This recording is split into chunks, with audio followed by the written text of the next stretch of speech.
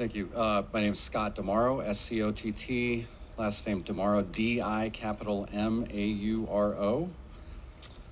Co-chairs Cupp and Sykes, members of the Ohio Redistricting Commission. My name is Scott DiMauro. I am a high school social studies teacher from Worthington. It is also my honor to serve as the president of the Ohio Education Association. On behalf of OEA and our 120,000 members, thank you for the opportunity to address you today. I'd like to address the maps adopted by the Commission for consideration in the process thus far. When I testified in Dayton last month, I had a spirit of cautious optimism. I said that through this redistricting process, Ohio has a chance to serve as an example to the country. You could put partisanship aside and listen to the will of the people. By working together and compromise, you could rise to the occasion and produce fair representative districts. I don't have that same sense of optimism today. Last Thursday, you adopted the maps under consideration on a party line vote. They were unveiled earlier that day, produced by legislative staffers of the majority party. There was no bipartisan engagement.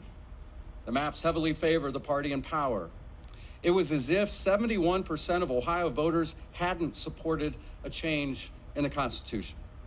It was business as usual and wholly unacceptable. The voters of Ohio have given you an assignment. The constitutional amendment calls for the statewide proportion of districts favoring each political party correspond closely with the statewide preferences of the voters. It also requires that the plan comply with federal laws, such as the Voting Rights Act. These provisions of the Constitution are not aspirational. They are not optional. They're not for extra credit. They are fundamental to the change that we voted for. This feels like a bait and switch.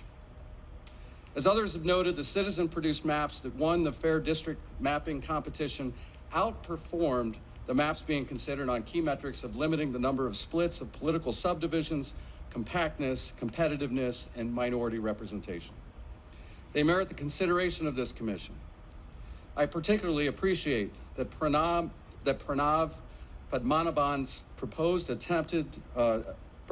attempted to keep school districts intact as a way of prioritizing keeping communities of interest within legislative districts.